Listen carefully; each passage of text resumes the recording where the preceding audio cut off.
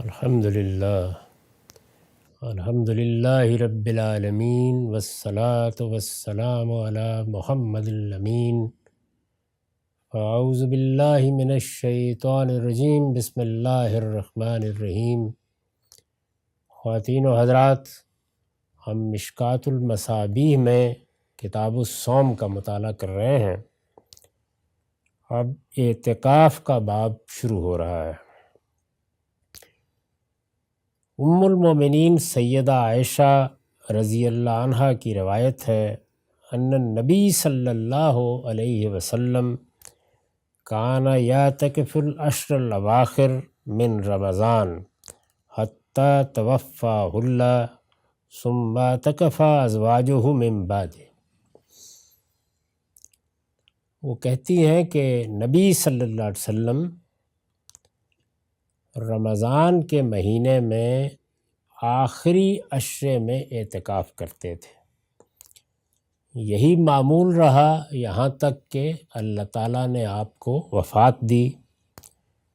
اس کے بعد اس روایت کو آپ کی ازواج نے قائم رکھا،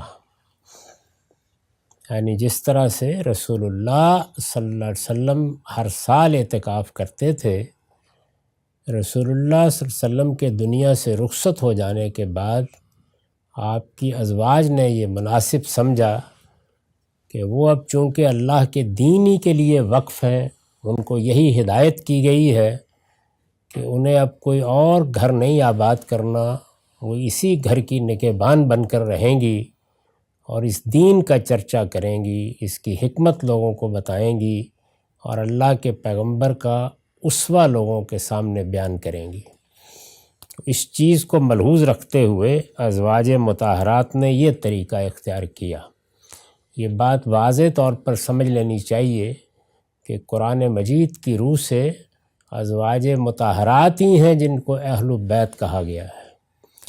انہی کے بارے میں فرمایا گیا ہے کہ اللہ تعالیٰ یہ پسند کریں گے کہ ان کو ہر طرح کے الزامات سے پاک رکھا جائے۔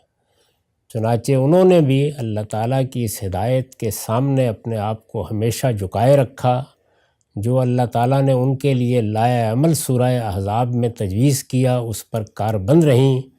اور اسی کا ایک پہلو یہ بھی تھا کہ رسول اللہ صلی اللہ علیہ وسلم نے جو اعتکاف کی روایت قائم کی تھی اس کو بھی انہوں نے برقرار رکھا۔ وعن ابن عباس قال کان رسول اللہ صلی اللہ علیہ وسلم اجود الناس بالخیر۔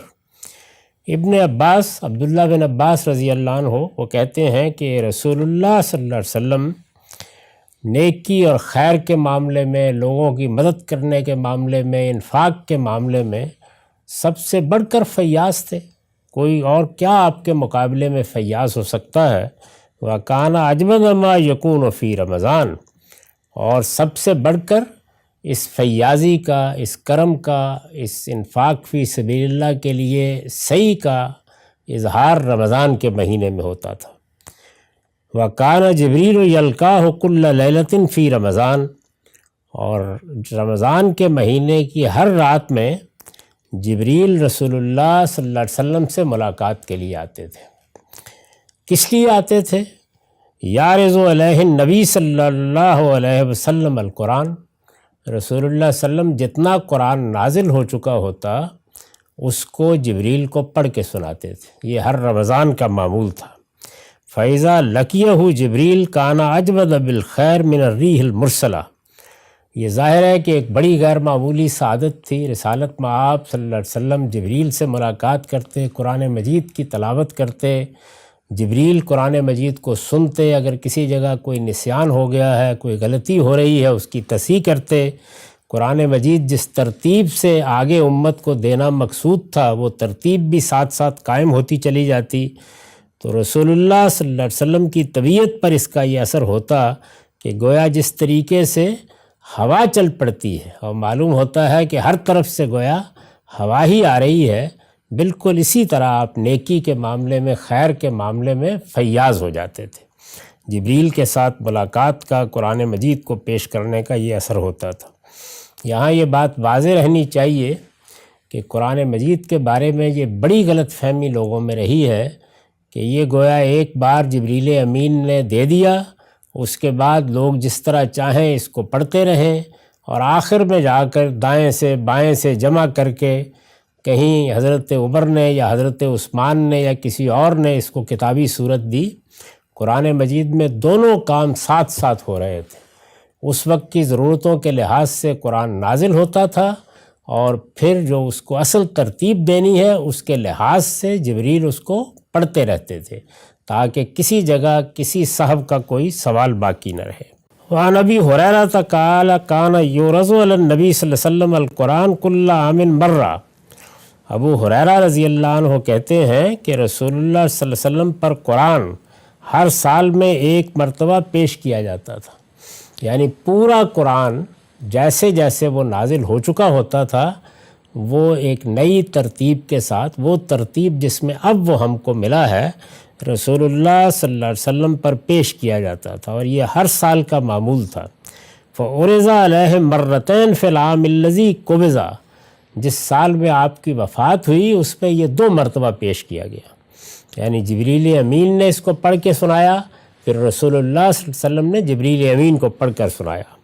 وَكَانَ يَعْتَكِفُ كُلَّ عَامٍ عَشْرًا، اور رسول اللہ صلی اللہ علیہ وسلم اسی کے پیش نظر ہر سال 10 دن کا اعتکاف کرتے تھے۔ فَاعْتَكَفَ 20 فِي الْعَامِ الَّذِي قُبِضَ، اور چونکہ یہ معاملہ 2 مرتبہ ہوا آخری سال میں، تو آپ نے اعتکاف بھی 20 دن کا کیا، یعنی 2 عشروں کا اعتکاف کیا۔ اس سے اندازہ کیا جا سکتا ہے کہ رسالت بآب صلی اللہ علیہ وسلم کے ہاں یہ معمول قرآن مجید کی تلاوت، قرآن مجید کو اخذ کرنے، جبریل کو پڑھ کر سنانے، جبریل کے آپ کو پڑھ کر سنانے ہی کے لیے ہوتا تھا۔ اور اس سے یہ بات بھی معلوم ہوتی ہے کہ اگر اللہ تعالیٰ اعتکاف کی سعادت دے تو اس پہ زیادہ اشتغال اللہ کی کتاب قرآن مجید ہی سے ہونا چاہیے۔ قرآن مجید اس مہینے میں نازل ہوا ہے، قرآن مجید اس مہینے کی ایک غیر معمولی رات میں نازل ہوا ہے، قرآن مجید کو ایک خصوصی مناسبت رمضان کے مہینے سے ہے۔ اللہ تعالیٰ فرماتے ہیں کہ رمضان کا مہینہ روزوں کے لیے خاص اس وجہ سے کیا گیا ہے کہ اس میں قرآن نازل کیا گیا ہے۔ اسی طرح جب بشارت دی ہے تو اس میں بھی یہ بتایا ہے کہ جو اس اللہ کی کتاب کے ساتھ اللہ کی بارگاہ میں قیام کرتا ہے، اس کو پڑھتا ہے، اس کی تلاوت کرتا ہے، جیسے کہ سورہ مزمل میں رسالت مآب صلی اللہ علیہ وسلم کو ہدایت فرمائی گئی ہے، اللہ تعالیٰ اس کے گناہوں کی مغفرت فرماتے ہیں۔ یہی چیز روزے کے بارے میں فرمائی، یہی لیلۃ القدر کے بارے میں فرمائی، تو تمام چیزوں میں یہی چیز ملحوظ ہے کہ اللہ کی کتاب قرآن مجید کو محور بننا چاہیے۔ رمضان میں اس کی تلاوت کی جائے، رمضان میں اس کو پڑھا جائے، رمضان میں اس کی ترتیل کے ساتھ تلاوت ہو، ٹھہر ٹھہر کر تلاوت ہو۔ رسالت مآب صلی اللہ علیہ وسلم کا یہ معمول رہا، اور اس کے لیے آپ اعتکاف کرتے تھے۔ جبریل امین ہر رات قرآن مجید آپ کے سامنے پیش کرتے، خاص طور پر یہ آخری 10 دنوں میں پڑھا جاتا، پڑھایا جاتا۔ آخری سال میں جس سال آپ کی وفات ہوئی، یہ روایتیں بتاتی ہیں کہ 2 مرتبہ یہ معاملہ ہوا، تاکہ پورا قرآن مجید اس ترتیب کے ساتھ جو اب ہمارے پاس ہے رسالت مآب صلی اللہ علیہ وسلم کو سنا دیا جائے۔ اور ظاہر ہے کہ رمضان میں یہ معاملہ جبریل کے ساتھ حضور کرتے تھے، اور پھر یہی قرآن اسی ترتیب کے ساتھ آپ نے صحابہ کرام کو پڑھ کر سنایا۔ تو قرآن مجید کا معاملہ ہرگز یہ نہیں ہے کہ اس کی کوئی ترتیب نہیں تھی، یا اس کی کوئی آیت کسی کے پاس تھی اور کوئی کسی کے پاس تھی۔